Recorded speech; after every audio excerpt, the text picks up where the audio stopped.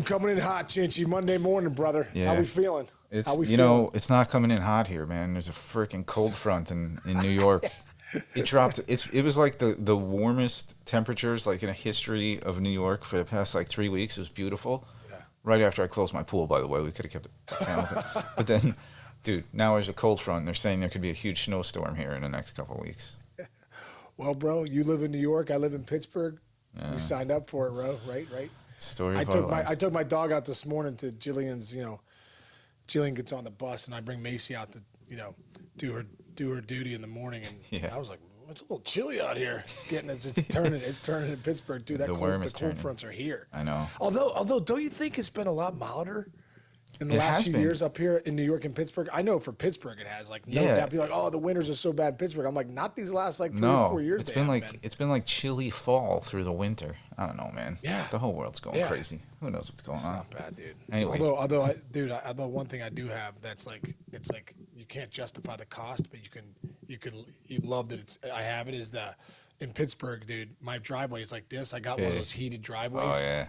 Bro, it's incredible. Snowflake hits. It's just like you could cook a hot dog and a burger in that thing, bro. Seriously. Yeah, that didn't help. If your grill goes out, you just go out to your driveway, boom, you throw it on the thing. You're in business. Make some bacon and eggs in the morning. That's fantastic. All right, hey. Yeah.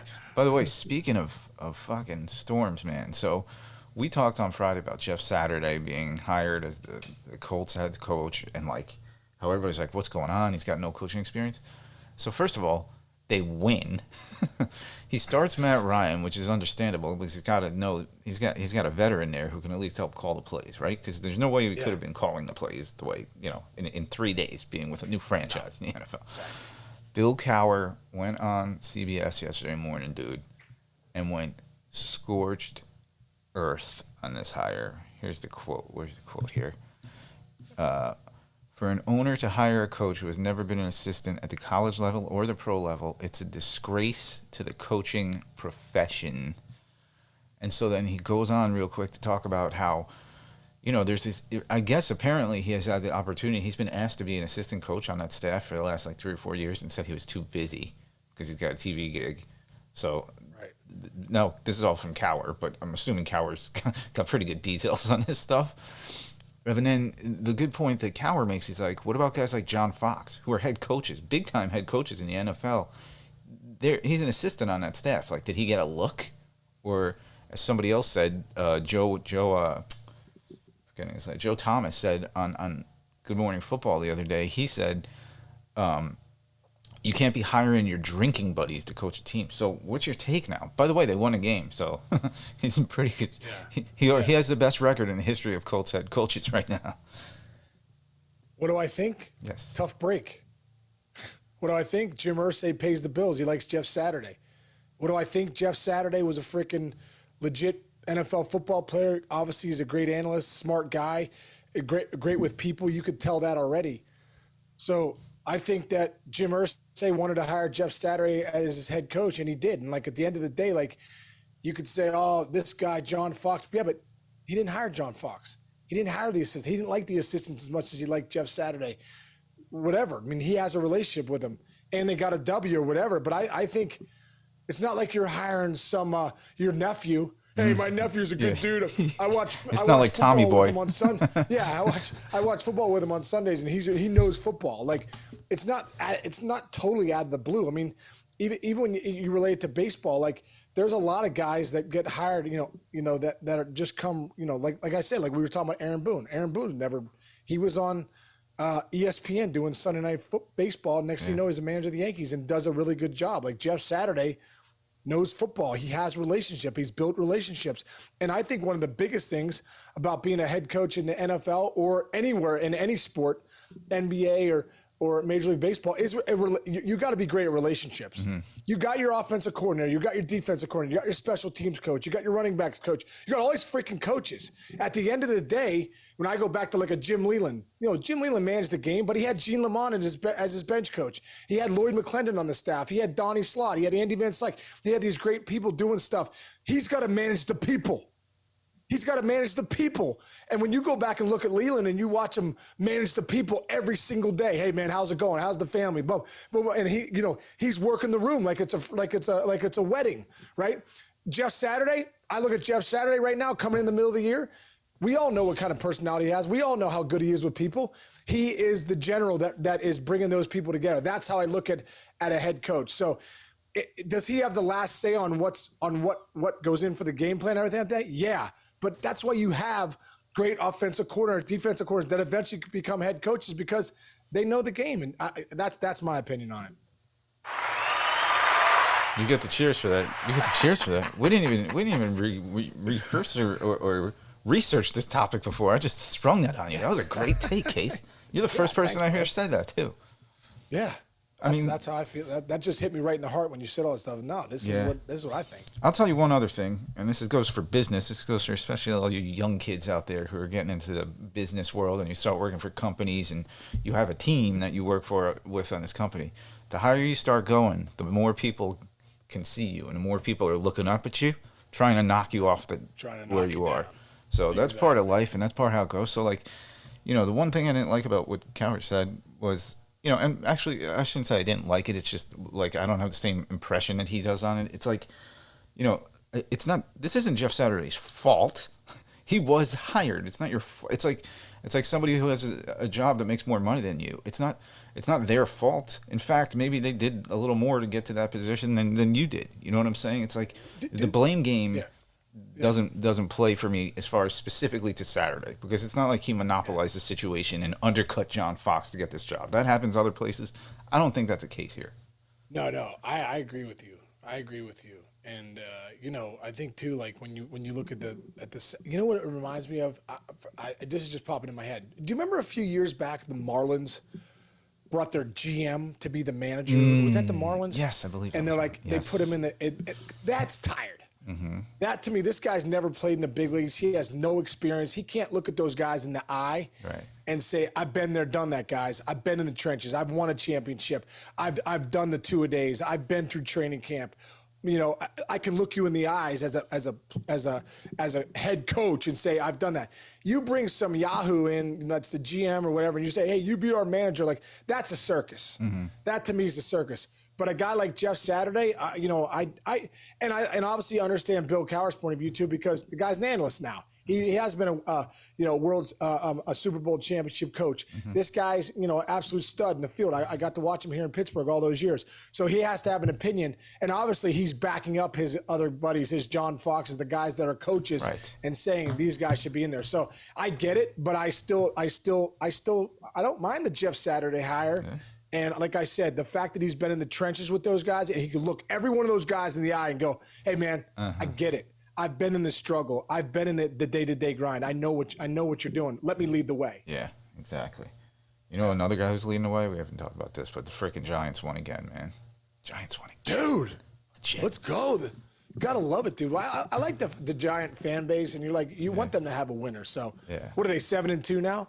I think they're 8-2. I didn't pull it. I think it's dude. How about also the Bill? Did you see the Bills Vikings game? Dude, that was the craziest game ever. First of all, that catch. Did you see the catch that Jefferson made behind his head? It was maybe better than it was up there with Jefferson. Odell. Oh, he was unbelievable. Dude, it was incredible. And then they couldn't stop Jefferson. They couldn't. No, nobody. No, dude, he is about as good as anybody's ever been. If he stays up, even remotely to this level in the next few years, he's a Hall of freaking Famer. I mean, he's got a lot.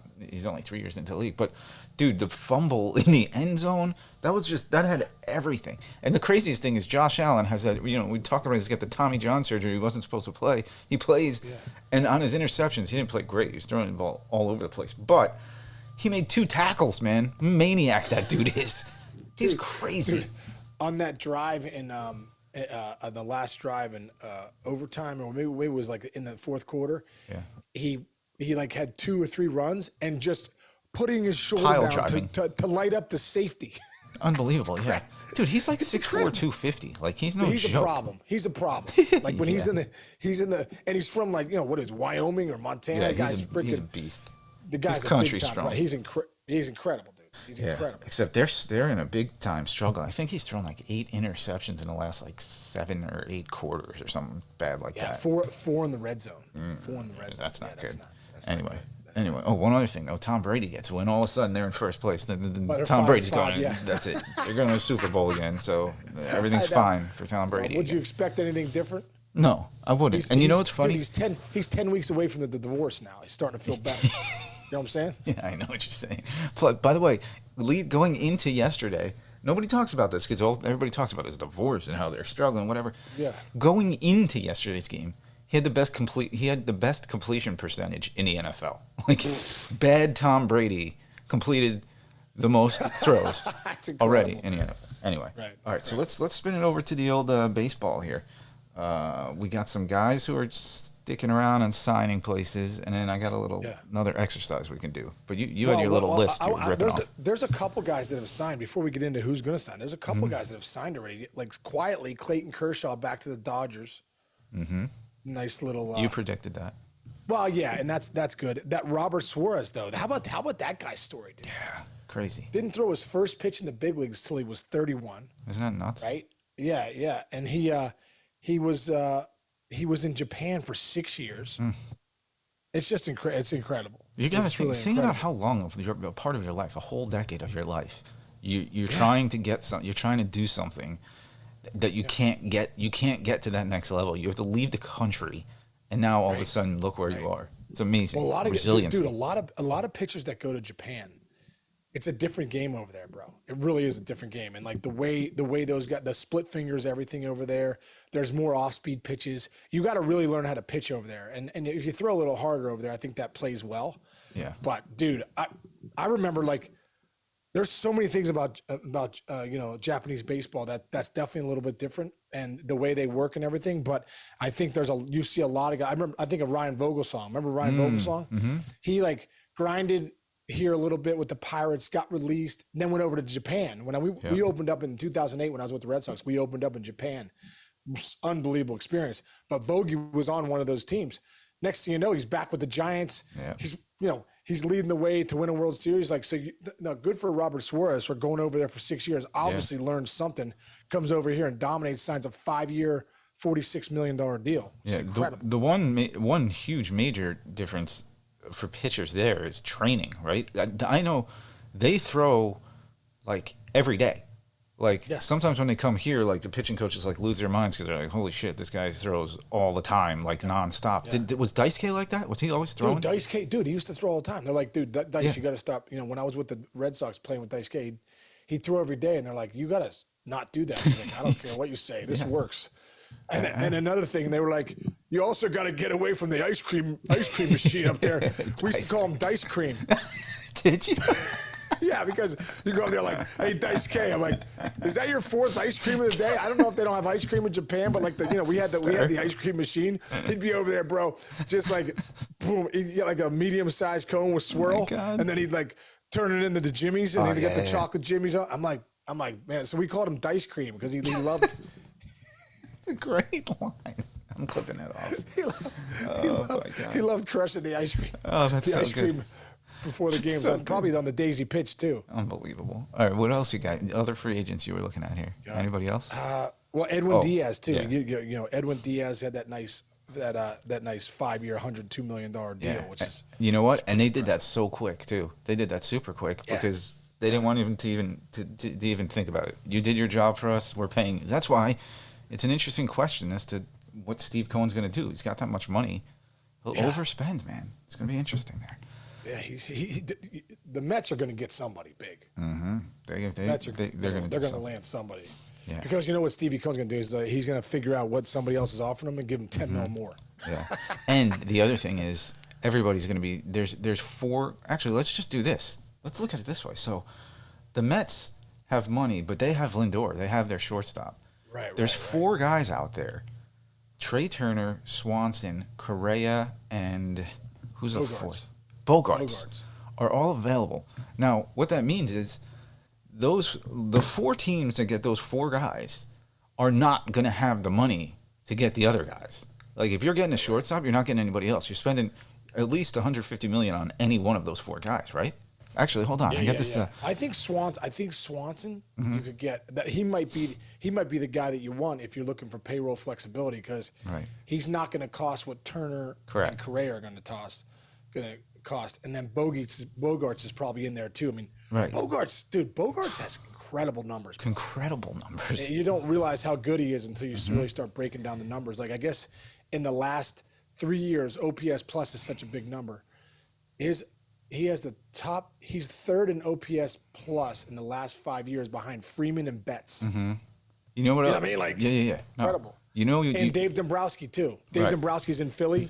That's why you think him and Bogey. You know, Dombrowski's the one that signed Bogarts to the 5-year, the 6-year deal or whatever in Boston. Yes, and Dombrowski likes going and getting the guys he knows. Like that's a fact. Yes, that's a big fact.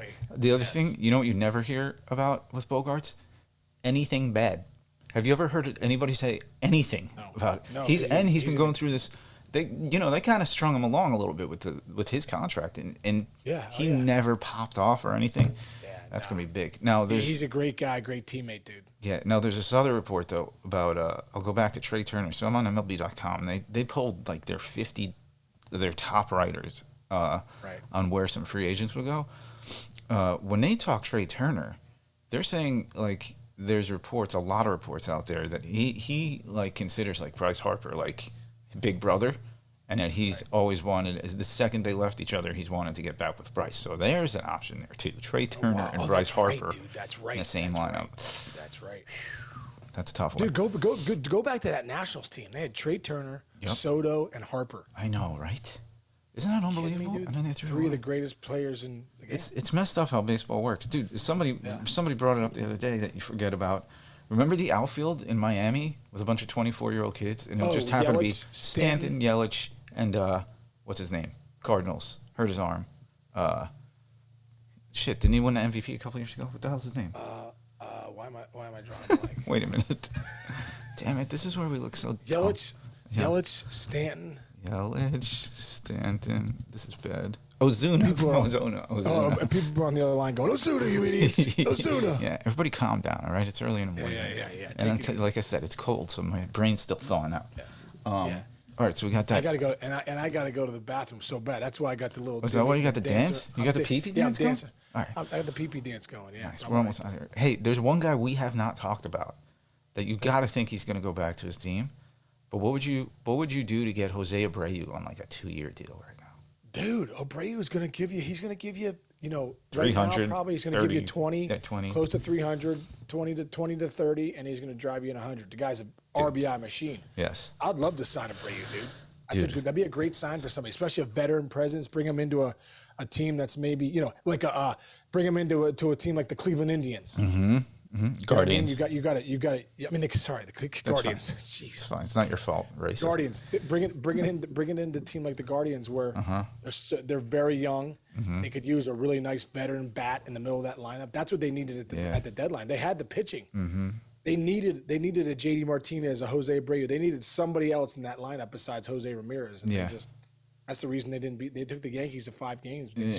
This just popped into my head, and I don't know why, because we haven't been talking about him. A guy because he didn't play this year because he was hurt a lot, but Michael Brantley's out there. That's a good talk about it, dude. If you got a team that you need more hitting, more discipline on offense, like look at I could see Michael Brantley winding up with the Yankees on a 1-year deal with a 1-year mutual option or something, and just calm a lineup down. Calm Brantley or Abreu would calm any lineup down, don't you think? Right. Well, you need good hitters, dude. Yes. The good hitters, I know this sounds like a ridiculous comment, but it's true. Good hitters hit good pitching. And I mean that, like, not everyone's a good hitter. There's a lot of power hitters, there's a lot of big hitters. But the guys that are punching out all the time, you get them against really good pitching, there's swing and miss in there, right? And so you get a guy like Michael Brantley that is a guy that's going to give you a tough at bat. He's not going to strike out a lot. He's going to put the ball in play into a lineup like the Yankees where there is some swing and miss.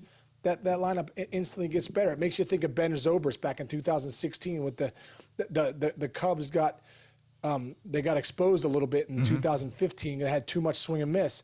What do? They go out and get Ben Zobrist and a couple other guys, put them in that lineup that put the ball in play. All of a sudden, they become a different team. Yes, almost. You see it with almost every championship team has the guys like Alex Bregman doesn't strike out a lot. Like he's just in your lineup he's trying to grind out at bats and getting you a ground ball at second base with a runner on third. That's what these guys do too. You know, you didn't even talk about that part about it.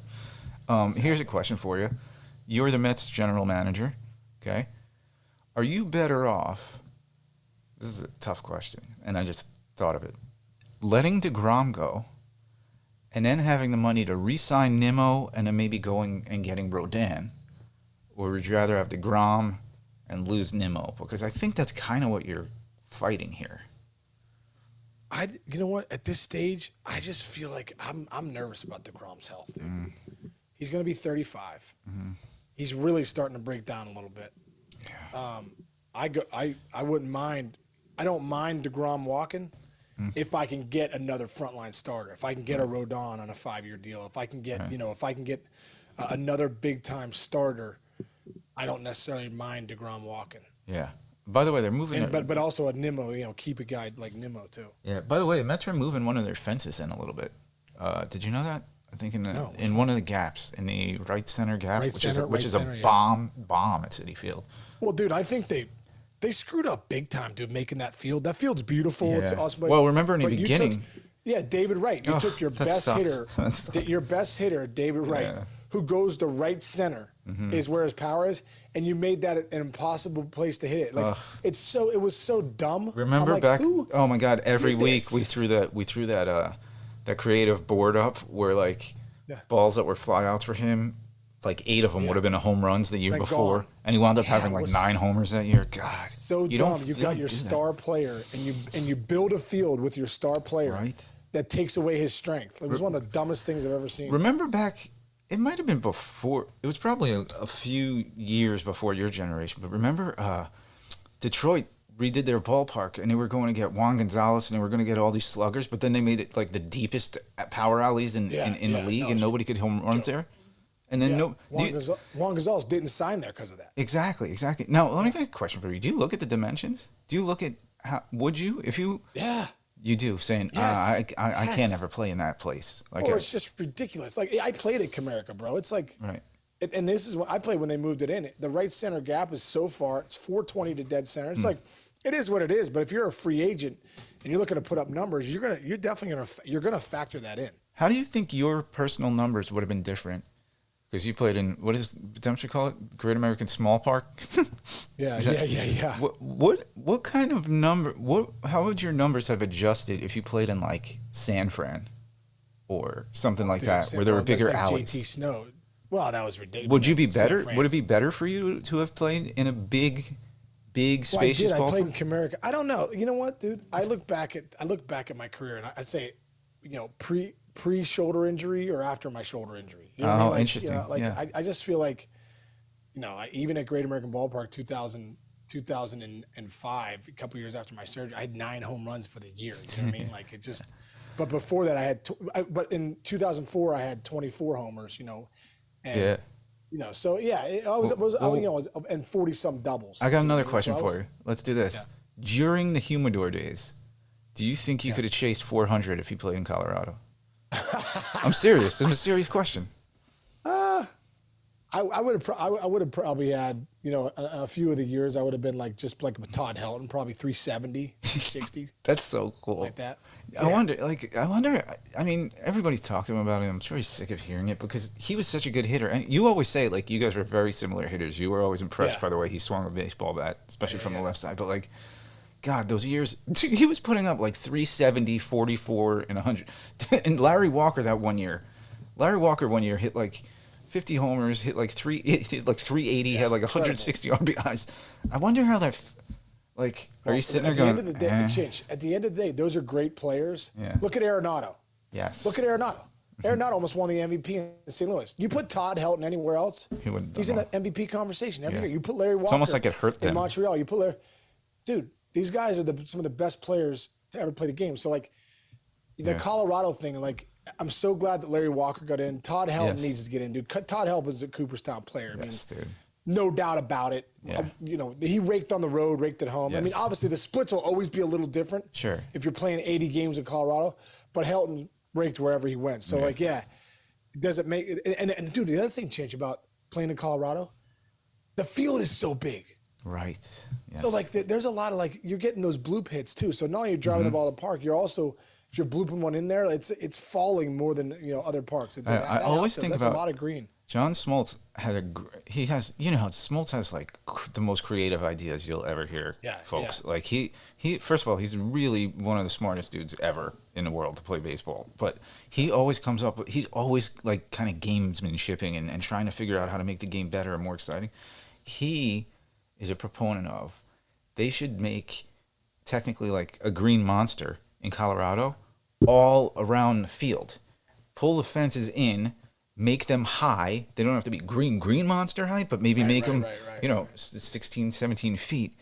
And in that way, you eliminate those freaking alleys, those triples alley areas, and you have a more competitive game in Colorado. What do you think of that? I think that's pretty interesting. Dude, you're right. Smoltzy always comes up with good ideas right? like this. Man, that makes sense. That makes sense. Oh. I like it. That'd be cool. And it would give a lot of character to Colorado. Because you do see a lot of balls that are hit on the line. They just kind of keep going and boom, they're gone. Like, at least if you hit them on the line there now, they're going to be off a wall, which would be cool. It would be cool.